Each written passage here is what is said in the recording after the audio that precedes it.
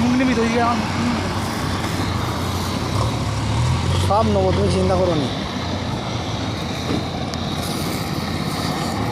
Guys দেখতে পাচ্ছ আমরা হায়দ্রাবাদে এসে এই দুপুরবেলা রোদটা দেখো, এই রোদে পাপুড়ি দিয়ে এসছে আমাদের কাকা।